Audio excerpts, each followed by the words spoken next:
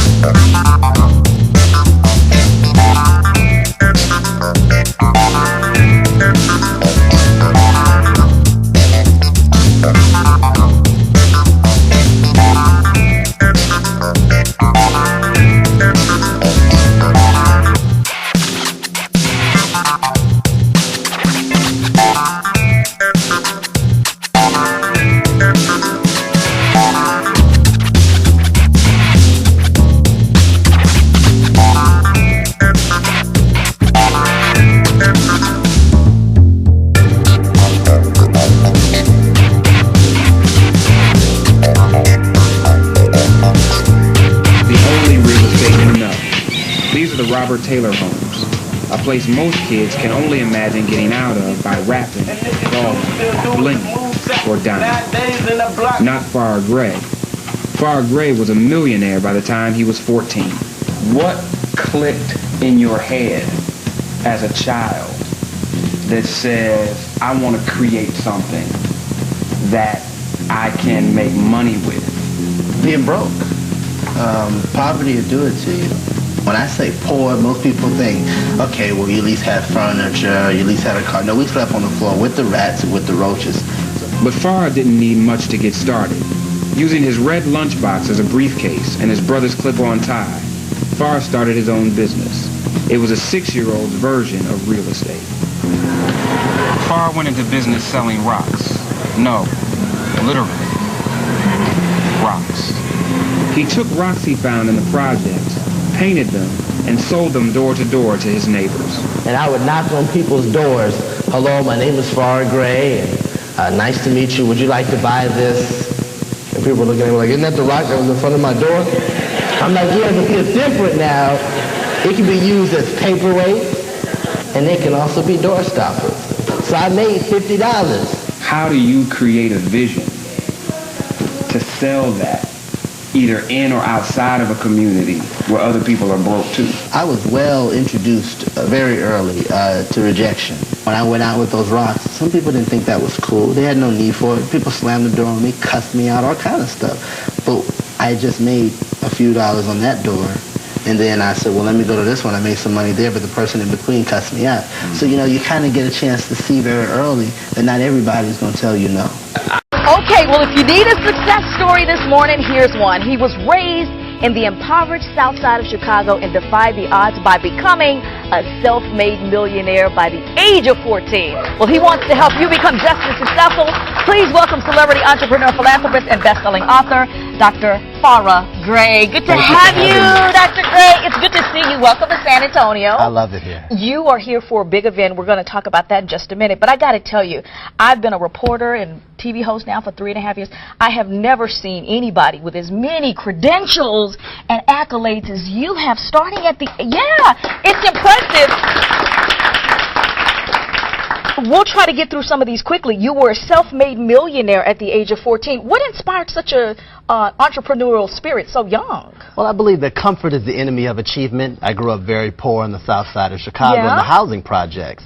And my mother had had a heart attack. I think everybody needs a pivotal moment. The doctor said that she may not live, so I woke up one morning and I said, I'm not going to come home. I was 6 until I helped my mom pay the bills, and I took oversized rocks in the streets and I started painting them. And I would knock on people's doors and I would ask them, would you like to buy this? And people look at me as if to say, isn't that the rock that was in front of my door? Right. I was like, yeah, but see, it's different now. It can be used as bookends, paperweights, and door stoppers. That was my first business. You knew how to sell it.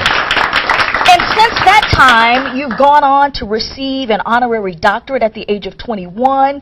You've been featured in thousands of print and magazine publications and eventually became an author, youngest person to have an office on Wall Street. How did you stay on the right path?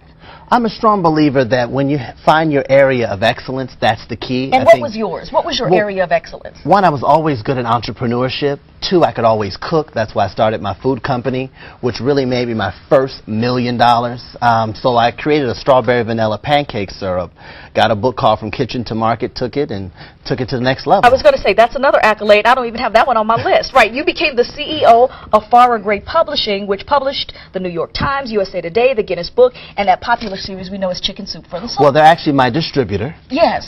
So we published our own grouping of books, which does include a New York Times bestseller as well. That's amazing. Yes. That's amazing. So now I want to talk about this book, Realionaire. Yes. That was your first book endorsed by, I believe it was President Clinton endorsed that book. And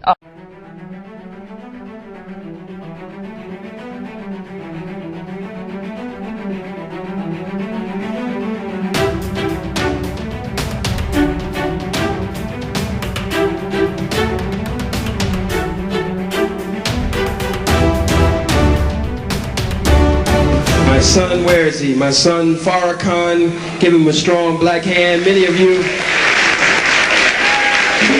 have watched him grow up right before your eyes. Very strong young man, very brilliant young man, very conscious and committed. and I just love him, love him, love him.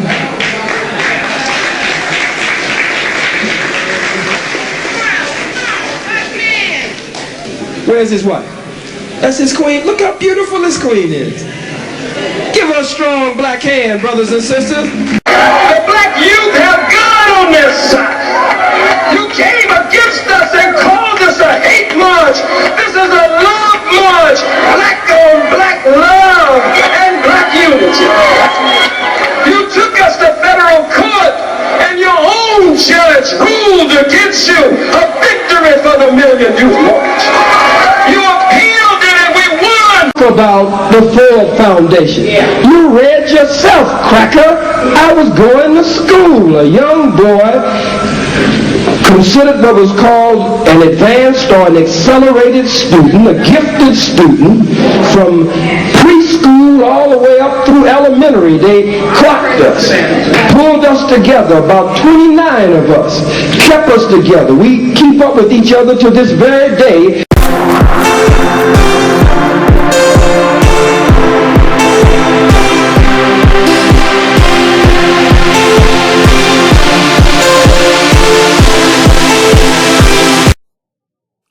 Is working today, brothers and sisters?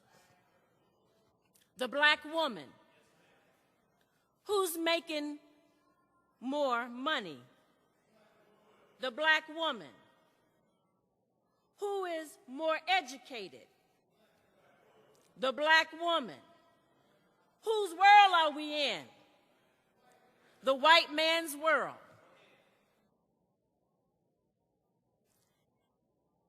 He allows in his world to put the woman in front. If the woman is in front, she's taken the role of who? The male. In the Bible and in the Quran, it says man is the maintainer of woman. But in the white man's kingdom, he reverses that which God has made nature for us and natural. He reverses our nature. And he puts the woman in front. He makes his society where she can go out and be employed. But when you come and ask for a job, oh, I'm sorry. You are overqualified. Not qualified enough. We just gave the last job to another person. So your woman is out in front of you. She's working. She's bringing home the bread and butter. He's got her bamboozled because now, with a little money in her pocket, she starts getting a little heavy voice.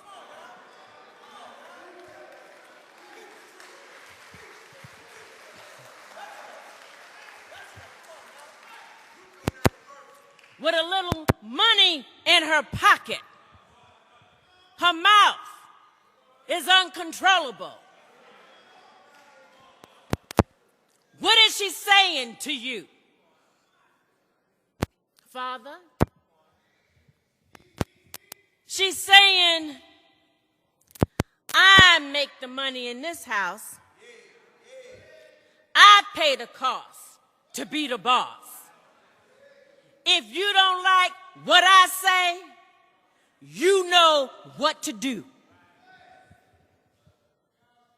She's not seeing the bigger picture, the hidden hand. She's not seeing the hidden hand of the white man, the slave master. We have the appearance of being free, but he's still in all of our affairs.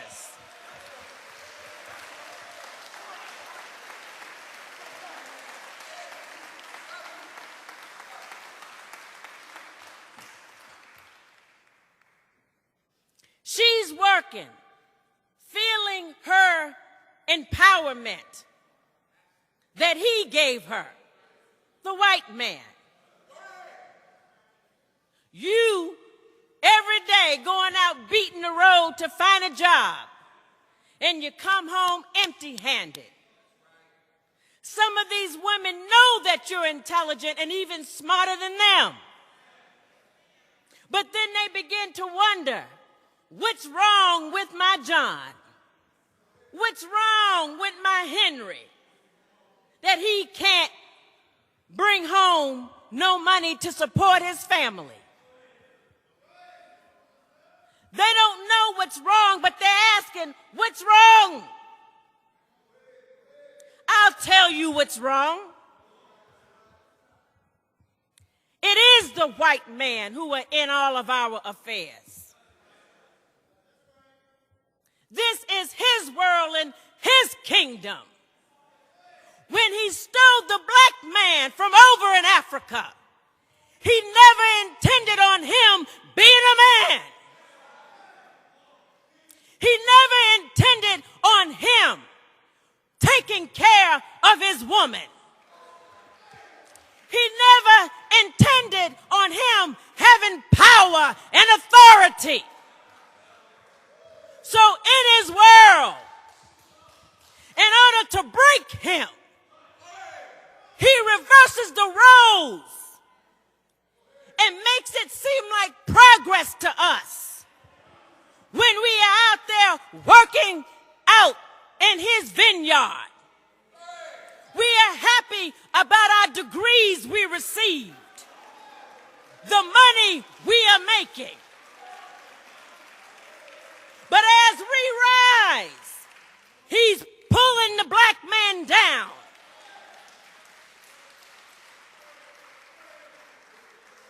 If he meant good for us, we would be rising together, side by side.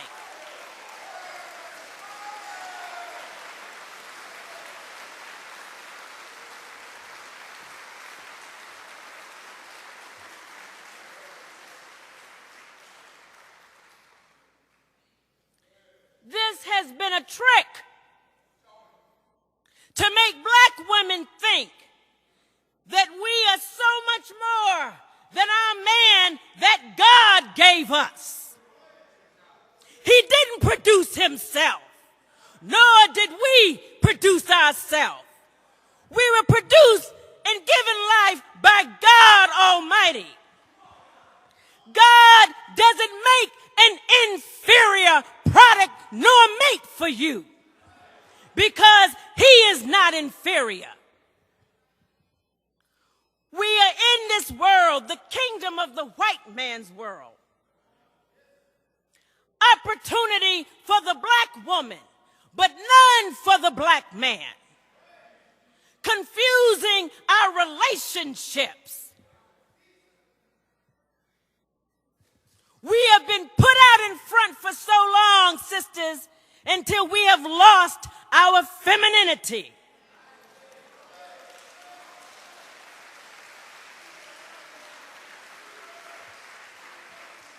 It is not your fault.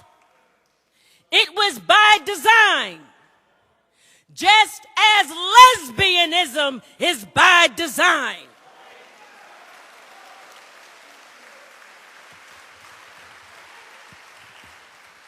He seeded you for role reversal.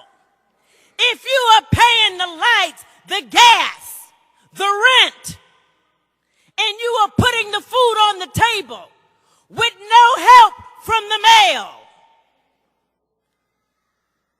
then you automatically feel like, I'm a man. I don't need you.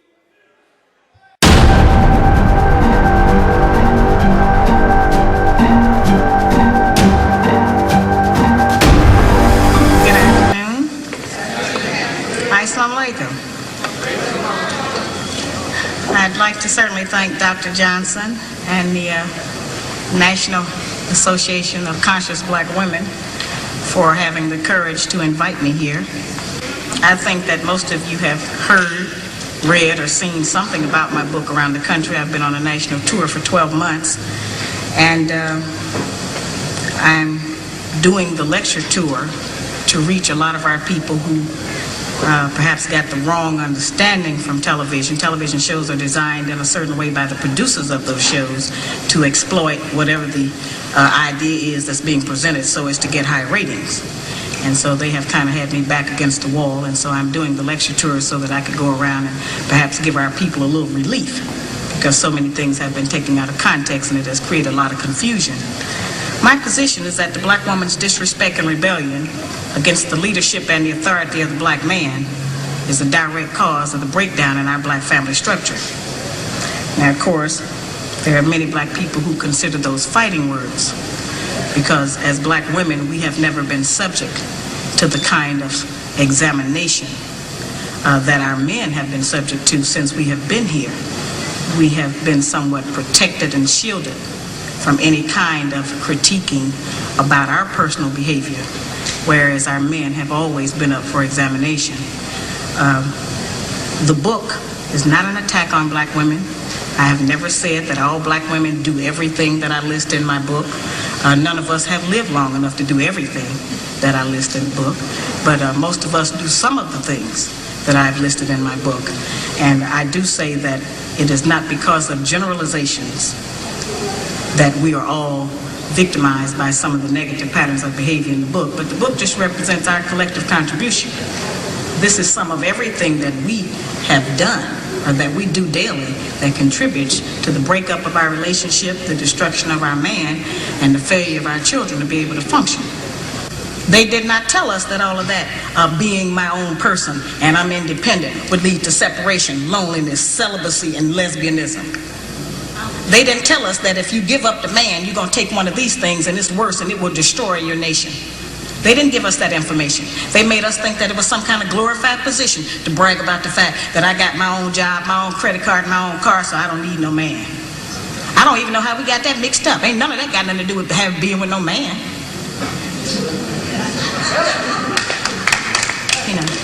We have some serious relationship problems that nobody has been able to address us on, because everybody wants to pretend that this is not going on. Over 60% of our women are single, widowed, separated, or divorced. They don't have a man. I just came out of Florida, and they got a housing complex that the Urban League built, which is a black organization that is for women and children only. They say they don't allow any men in there. I didn't have time to deal with it, but I talked about them real bad. That's the silliest program I've ever heard of. You know them women that had men if they got a bunch of children. They need fathers. They need protection. We hear about the drug problem that we have in our projects across the country. It's one of the major places that we have a drug problem. We talk about the great strength that we have as black women. Well, the welfare department don't rent government apartments to single black men.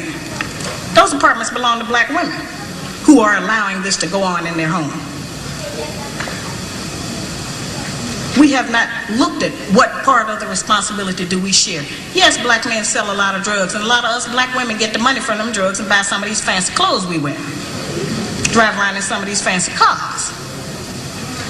He is not doing these things alone and without support from us, whether they are good or bad. See, we have a lot of power. We are very strong women. I'm saying that we're using our strength in the wrong direction. We're using it to tear our man down, tear our nation down, instead of building it up. Having an education and a job does not necessarily mean you have a successful life. I keep telling black women that to raise a child, they say, well, I provided with food, clothing, and shelter. That's not raising a child, that's maintaining one. To raise a child, you need a parental coalition of a man and a woman. You need a parental coalition of a man and a woman. We have sons who, by not having a father in the home, they don't know how to respect women. They take on the black female emotionalism. They become bitchy. They're doubtful. They're indecisive. They can't make a decision. They don't know what to do about being a man, because we can't teach them that. We don't have that knowledge. We have daughters who grow up in a home where they don't see any affection, where there's no man there. They go out into the world and try to mate. They don't have no idea how to be no woman to no man, how to function in a house with a man, because they haven't seen it. Most of our children, just like us, get all the information we have about how you be with a mate off television. It's the only medium that shows us anybody being together. Those rules have not worked for us. The white woman's liberation movement, we don't have anything to do with that. We have not been under the control of the black man for over 500 years, so what do we have to get liberated from them from? They haven't been our boss. That's the white woman and her man. They're going through that, and that's their business. We don't have any business being in that. They only introduced it to break down the civil rights movement. Civil rights movement started with the black man, the black woman, and the black child standing together, trying to plead for freedom, justice, and equality, and more benefits in the country that they had built. They threw the white woman in there with the women's liberation movement and made it a woman against man thing. That created a big separation between black men and black women, because then everybody started going for self. Then they bring the welfare system in and tell us in order to feed and clothe and house our children, we have to give up our man. You have to put the man out of the house. When the white farm wife goes to the government for subsidy for the farm, they don't tell her to get rid of the farmer. They keep that family together. But in the black community, they make it a requirement, because they want to keep endorsing into the black community that the black man is no good, and that he is not deserving of respect, he is not deserving of us letting him give us any protection or instruction, and that we are better than them. The major responsibility that the black woman has had on the earth for the trillions of years that we have been here has been one of nutrition and birthing children. Those two things have a great deal to do with the survival of any people, the reproduction of the nation, and feeding them the proper food so that they can live. Those are very important jobs. Those are very powerful positions, because it puts us in a position to decide who's going to live or die, and how slow they're going to die by what we feed them. We have a very powerful position. That's not a small role that we play. We have just been taught to misrepresent and misuse that power. The people who we have been counting on to give us the truth about how to get along have failed. The white people don't know how to get along. They don't have that information themselves. They don't get along with nobody on earth. So they didn't have no information to impart to us about how we're supposed to get along. They changed their relationship rules at will. We have, tons of black children around this country that I hear from who have grown up traumatized by the fact that they were referred to as the outside child. When we were having children like that, they called it illegitimate children, until the white woman started having them, and now it's single parenting. See, they changed the rules according to what they're doing. So I've called on our people to change them depending on what we want to do, what our needs are. There's another need that has not been addressed in our community, because nobody will deal with it, and that's one that God did not create three sexes. We only have men and women. Now, I have not said that we should reject the sisters who try and act like men and the men who try and act like women. I'm not saying to reject them from among us, but they need to be taught. We don't have to accept that as some kind of normalcy, because that's not normal.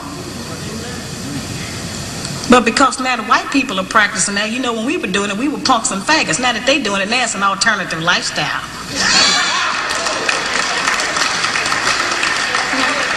I'm trying to demonstrate how they have set rules that they have forced us to follow that they don't even follow themselves. They change the rules to suit them when they get ready.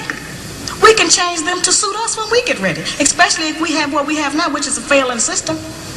It hasn't worked for us. We don't have to be ashamed that it hasn't worked for us.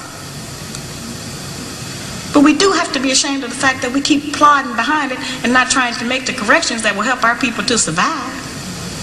So I had to stop saying that he was over you in charge of you. He has just been ruling us with an idea. And that idea is that you ain't nothing that everybody else is. So come up out of that idea this year.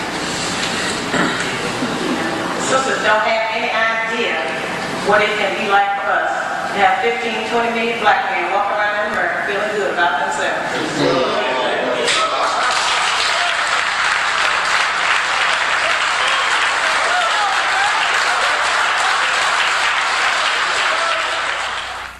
Because he wants to keep us in this condition. He wants to keep us separated from our man. Because he knows that the only door, the only route he has to destroy our black man is through the black woman.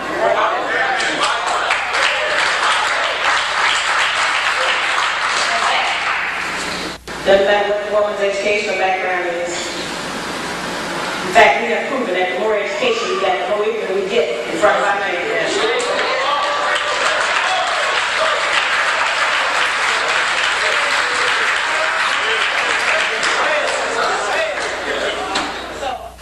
I'm glad that the book is being circulated around our community, and I would like to think that we are happy that we have something else to sell each other other than Avon, Tupperware, and Wood.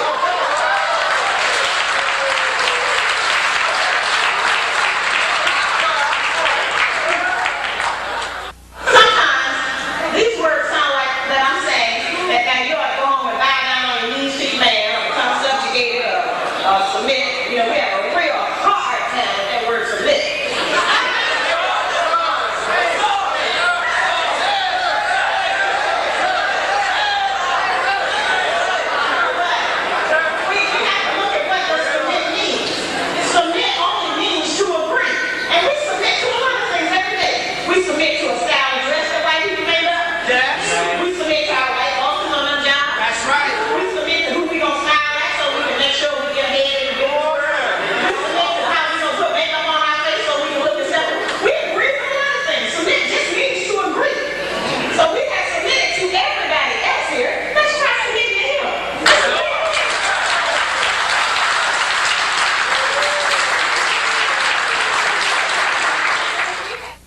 And yes, I have charged that our educational class has failed us. They have not represented our needs. All they got was a job. I gave them 30 years to present us with a program, a national project, an agenda that we could work on to improve our homes, and it never did arrive. The only thing they gave us was a welfare program, and we know that that failed. The reason that I wrote the book, certainly, which is a classic question that I'm asked all over the country, I wrote the book because we represent the missing link as black women. The black man has been dissected, examined, the white man, the white woman, and the black child. But it has been us as black women who have never been examined. We have been protected, we have been insulated, we have been kept from any kind of criticism about our personal behavior in the home and outside of the home. And we have been given the false compliment that we are the backbone of the black nation. There is no doubt in any community in this country that the men in those communities are the backbone of their nations. There is no doubt in the white community that the white man is the backbone of his nation. The European, the Buddhist, the Korean, the Japanese, the Hispanic, all of those men are the backbones of their community, and there's no doubt about it. It is only in the black community where those values have been transposed and where they put that burden on us and tell us that we are the backbone of the black community, which is a direct insult to the black man and implies that he don't have no backbone and that his women have to represent him.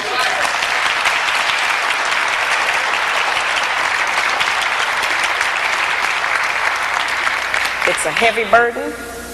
It's one we are tired of carrying, and it is one that is not true. I remind people all the time that God did not make the white man, the white woman, the black woman, and then the black man. He made the black man first, and he created all of the rest of the people after him.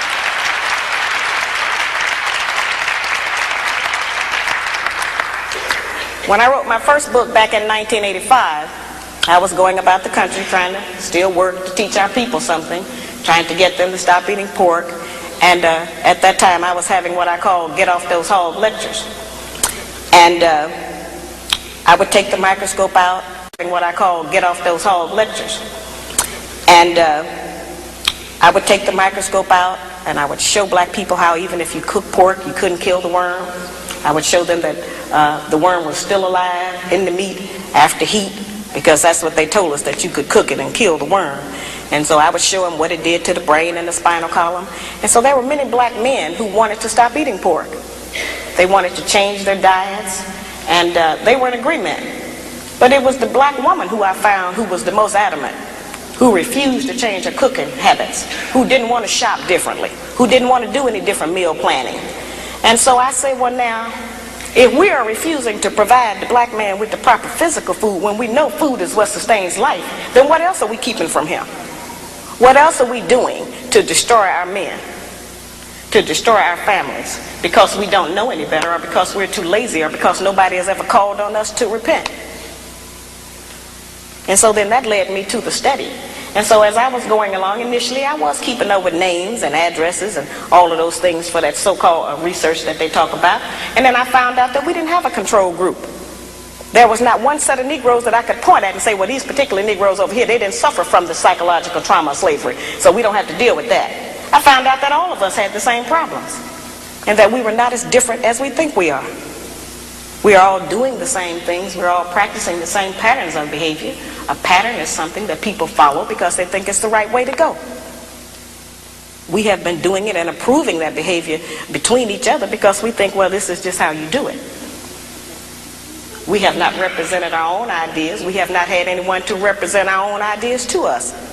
The only place we have learned about how to be a woman or how a man is to be a man is on television. We haven't had that kind of a chance to study ourselves. The white woman has been the only woman we have had an opportunity to study every day of our life. On television, in every magazine we ever picked up, in every newspaper, on every radio. She's been the only model we have had. And if we think that that's not important, then we need to, look at that again. We have studied that, and we have made up and came up with requirements that the white people have set for us for our man. And if he cannot come up to those requirements, then we have decided that he is impotent and unable to be our man because he's disqualified, because he does not qualify by the standards that the white people have set up. We think a good, successful relationship is one where everything goes our way. The first time it stops going our way, then we got a serious problem. We want our man to do everything we tell him to do, but we don't want to do anything he tells us to do.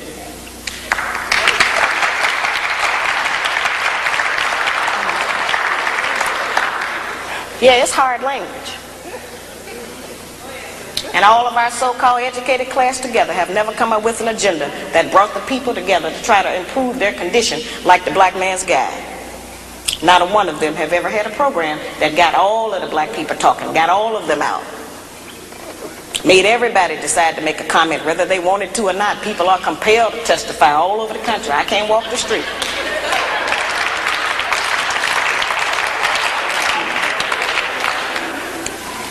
See, we've never been examined, as I said.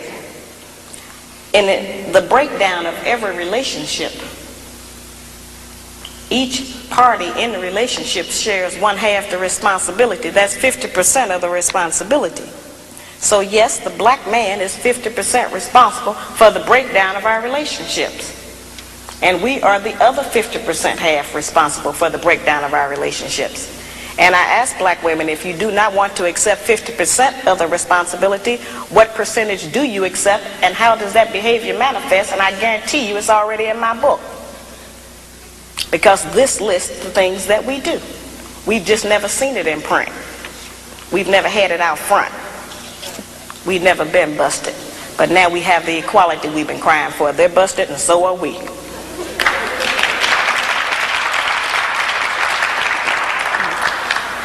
I teach that slavery tampered with nature. When I say that slavery tampered with nature, I mean that a major rite of passage for every male mammal is to provide and protect for a female and her young. Now certainly we know that the black man has been denied that opportunity. He has not been allowed to qualify to protect his woman or provide for them. They have told us that the only provision that the black man is qualified to give us is one of money. And we have made finance the major focus of our relationships with them. We have made the one thing that most of them don't even have be the criteria. We have been taught that if they do not give us money, that we are not to even allow them to be a father to their child. We have been taught that if he does not give us money, then he is not qualified to tell us what to do. We have been taught that if he does not give us money, that he doesn't have any rights in the home. It's whoever is making the money who has the rights. That's not our system. The black man provides more in a black home than just financial support. He provides direction, guidance, gratification, fulfillment, and discipline for our children.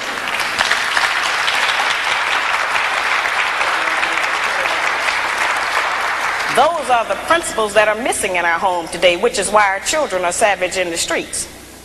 We see those children out there sometimes acting wild and uncivilized and disrespectful because they don't respect anyone, because we didn't teach them any respect. We didn't know how. And a lot of times we look at them and we say, yeah, they're out there doing this, and we act like that they dropped down out of the sky. But those are our children. We birthed them up out of our womb. They belong to us. And we are responsible for them. And for every child that's out there out of control, disrespectful, ignorant, and uneducated, they have a black mother somewhere who failed to do her job, and a black father who failed to do his. It is not the responsibility of the American government to raise our children. It is not the responsibility of the American government to support our women. And it certainly is not the responsibility of the American government to hold our man down.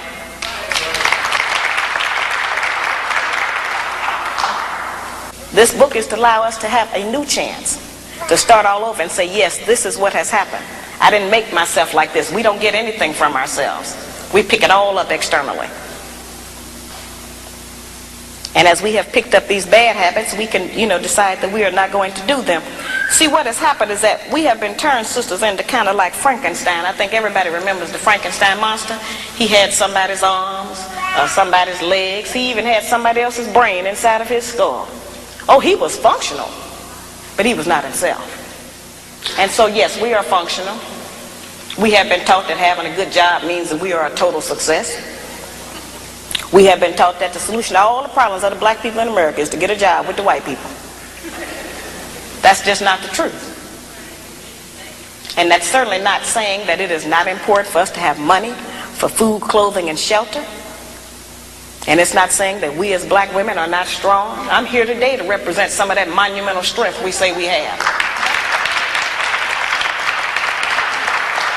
This does not mean that we are not strong. We don't have to put our man down in order to be strong. I'm just saying that we have used our strength in the wrong direction. We've been using it against our man instead of for him. If we use the kind of strength and influence that we have in this society to support the black man, won't anybody be able to come against him? But every man is judged by his woman, and if his woman say he ain't nothing, then the whole world believes he ain't nothing.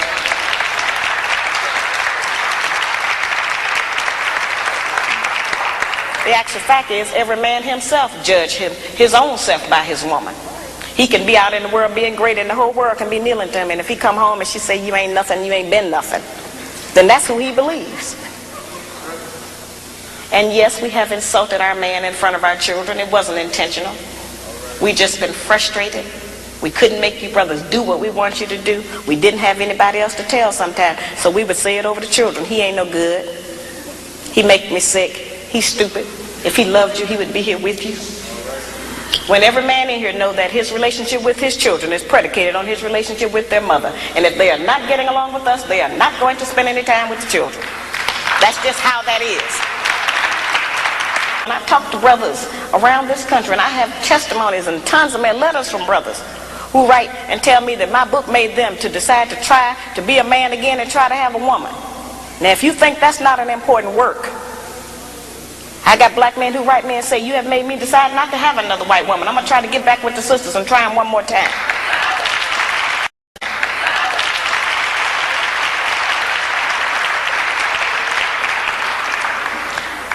See, nobody is going to give us this information. They have us standing around sometime and pointing at the brothers and saying, yeah, that's them over there, they ain't no good, they doing this and that and the other, and it's all negative. And they have us thinking that the black man is going to die and we going to live on. But that's not how it's going to go. There is still one monolith in the black community, and that's that it still takes a man and a woman to make a baby. So if the black man dies, we all die. And I don't want to die. I want to live. I want my children and my grandchildren and whatever else is coming after Shahrazad, I want that to live. But we are not on the path of life. We're on the path of destruction.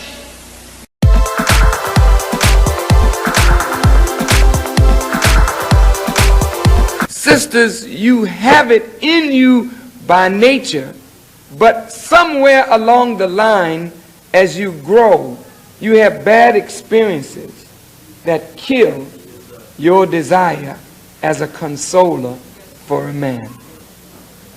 And it's a fact, brothers, when our girls fall in love the first time, that's their spirit to give, to console, to be whatever he wants her to be for that which will console his mind. But then when he does not know how to handle that genuine feeling, he destroys it by mistreating her. And then the next person that comes along, he got it hard, brother. And sometimes she will never go back to that original beauty of her true nature. This is what makes Islam so marvelous, and the teachings of Christianity in the New Testament, if understood, wherein it says you must be born again. And the only way that things can go back the way God wants them to be is if after you've lived such a crazy life that you decide, hey, I'm destroying myself, my family. I'm really not the man that I want to be. I'm really not the woman that I want to be. And no college can give you this. You just have to recognize that it is God who gave you these natures from the beginning, and it is only a return to God in an intelligent manner. I'm not arguing that we shouldn't return to God, but we should return to God in an intelligent manner. I don't think a return to God in an emotionalism that causes us to run up and down aisles and throw ourselves into walls and fall down in the, under the name of getting the Holy Ghost. I don't think that's an intelligent return to God. It is an expression of your anguish, it is true. But the most intelligent expression or way of return to God is your obedience to God's will. That is the highest intelligent way of return. Some people go through this emotional thing and it may be all right, but it never will make you happy. It must be that you bow your will to the will of God and then display his intelligence, reasoning with one another. Then the family can pull tighter and tighter together, particularly the husband and the wife. Now, some of you have gotten married, and your marriage is just a few days old, and it is already being torn asunder. What's the problem? Well, I didn't expect what I'm getting. I mean, the man don't want to work, he don't have no money. But didn't you know that?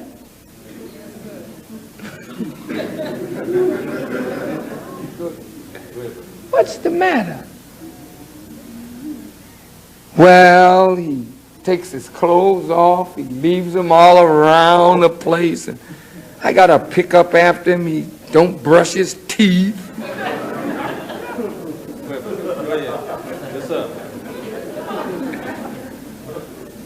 I had a brother even complain that his wife wouldn't take a bath,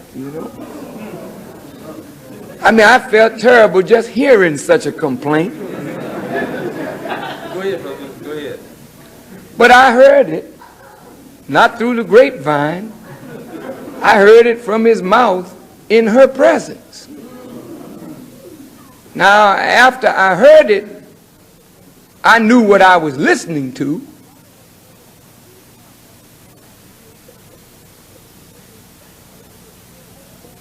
And he was bitterly complaining. I said, brother, how you treating me? And there it was. Man got so busy in his work, he didn't have time for her. And that's the way your marriage dies. I know brother, my wife is just one unusual woman. So many sisters, you know, they see a man standing up behind a rostrum and they see people hooraying and hoorahing and they say, oh, he must be wonderful. And he is. But he may not be so wonderful for you. You know, when men have a dedication to a mission, that mission is foremost in their lives. No woman can compete with a man and his mission. To even attempt to do that is to break up the marriage. Because the mission of a man is what gives the man his sense of purpose and value. That does not come from a woman. It comes from God to the man and to the woman. We all have some reason why we're here. And once a man discovers his purpose for existence, then the woman must console him as he pursues that purpose, but not try to compete with him for his attention in that purpose. Now there's another side to that, brothers. We have to recognize that even though we have found a mission, we have also married a woman. And she deserves some of our time and our attention. She deserves some quality time. Not rushing in, you know, the food on the table, good. Eat the food, jump up, and run out. Leaving her there frustrated through the day. Some of us, we marry the sister, they're so pretty, while we're courting them, and then a baby comes, and then two babies come. How do you think she feels being home all day long with nobody to talk to on her level? She's talking to babies. And then you have an excuse when you come home, you're too busy to talk to her or too tired. See, this breaks up the home. Because after a while, she will sort of rebel. You'll notice it in the home not being kept. You'll notice it in the meals.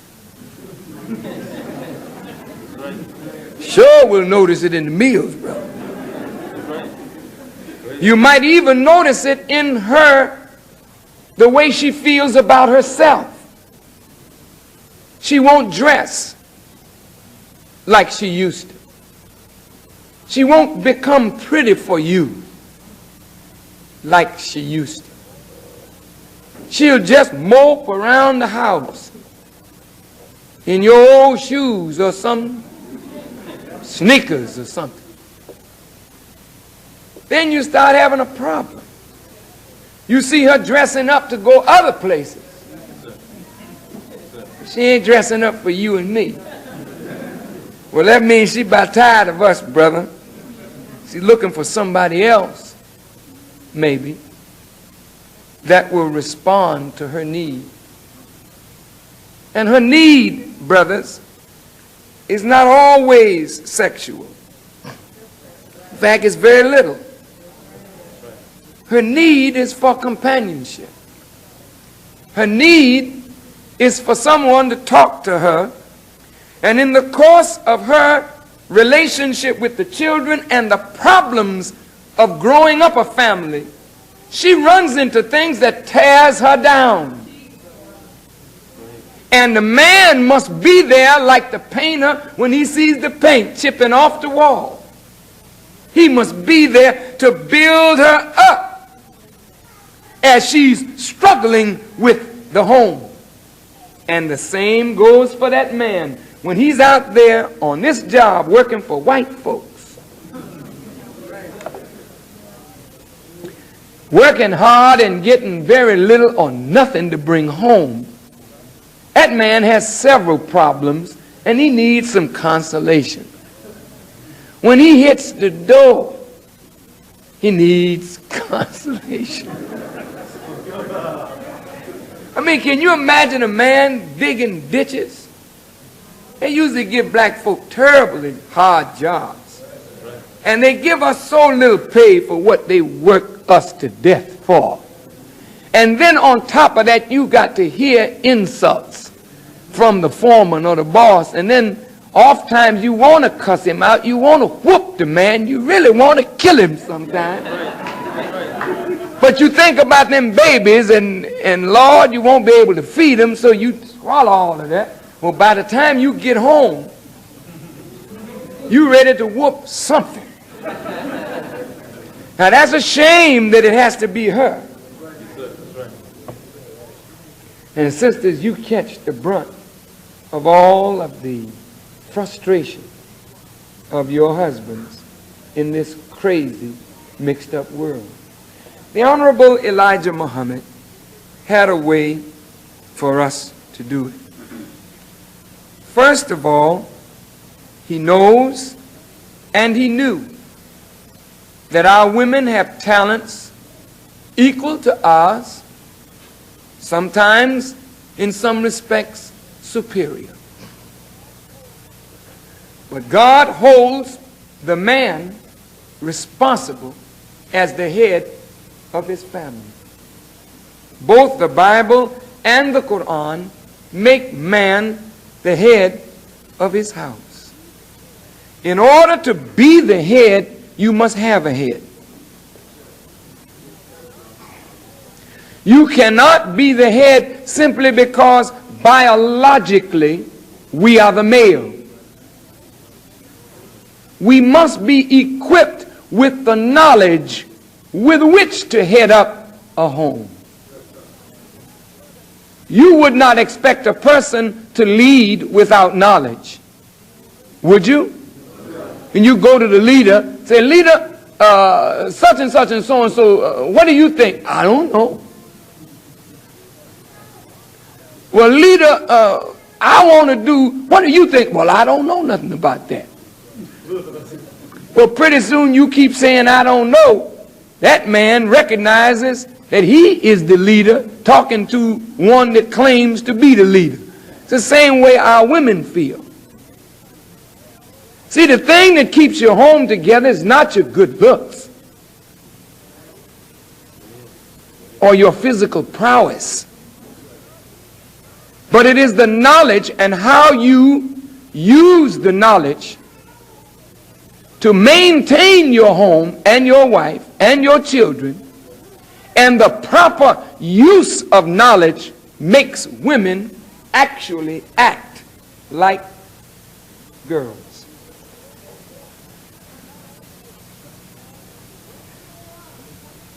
Now, what did I say that for? Some sisters don't like that at all. Now, wait just a minute. I'm not putting you down. Just a minute. Do you know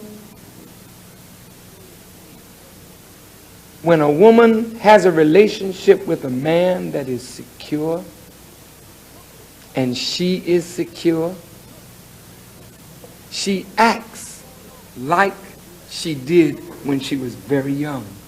In terms of lack of, the burden, her voice reflects youth.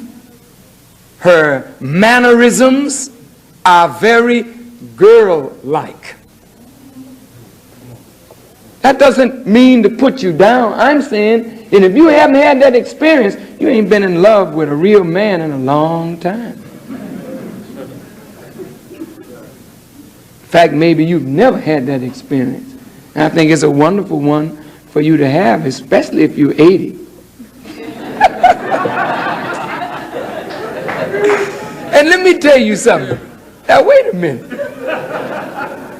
When you are up in age, the right kind of relationship can make you youthful again. That's what I'm saying. And it is bad relationships that age you, mess you up, sister. You grow old before your time, and you actually think nobody cares about you, and then you just eat, get fat, and sit around getting nosy, looking into everybody's business, that's a miserable woman. And you don't have to be that way. I'm telling you, marriage in Islam should be a wonderful experience. And that doesn't mean it's not going to have its ups and downs. But I don't think any of you that get married should divorce within the first year. Or the second year. Or the third year. Take them 3 years to even find out what you're into. And if you can hang in there for 3 years, usually you can make it. But if them first 3, they're rough. Because that's when you're getting adjusted. And I know, brother, you think you can find better in some other woman. And I know, sister, you think you can find better in another man. Everybody looks good. Because you don't know them. But we are like pieces of wood cut out of the same pile. And whatever you find wrong in one, I bet you it's in the other to one degree or another. We have similar problems. The idea in Islam is to help us to see that marriage is a struggle where a man and a woman with different natures, which means that you view things differently. A man and a woman can look at the same object, they won't see it the same way. And this means that a man has to listen to a woman, to look at it from her perspective. Your perspective is your perspective, but it is not the truth.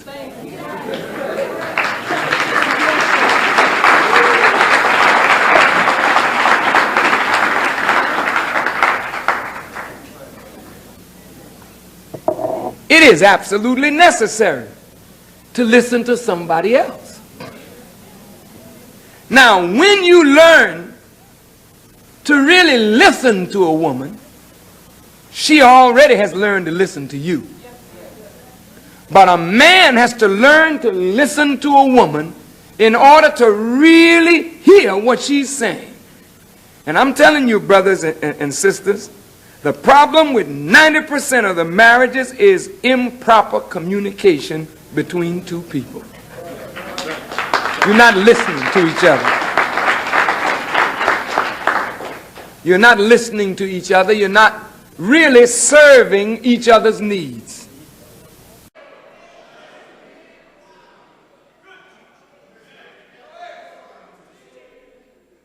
So you think because you offered him your body, you're going to get him.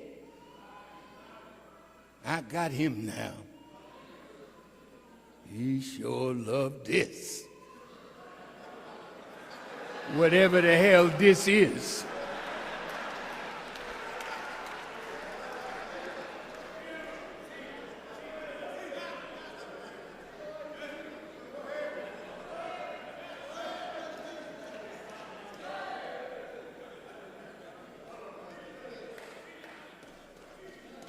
You're entering into marriage drunk. You're not capable of making a good decision. Marriage is not a plaything. You don't play with making an oath to God.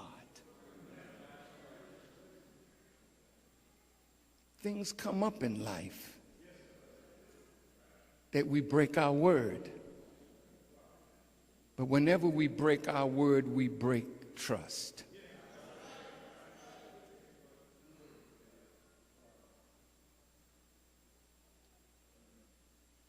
So this is a world where everybody cheats.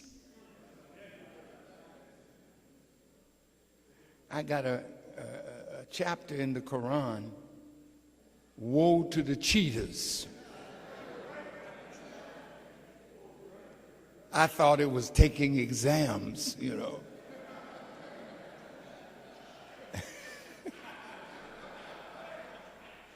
But I soon learned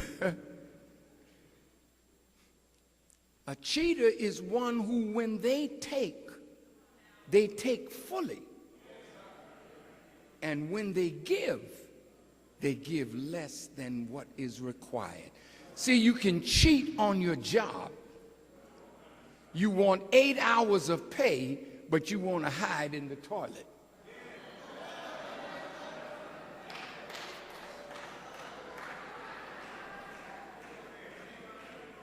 See, that's cheating. You signed up to work for 8 hours, then give them 8 hours. Otherwise, woe to the cheaters, because when you get away with it in one thing, you start cheating all the way around the line. And then you end up cheating on each other, and you're cheating on God, and you end up in a lot of woe. Woe.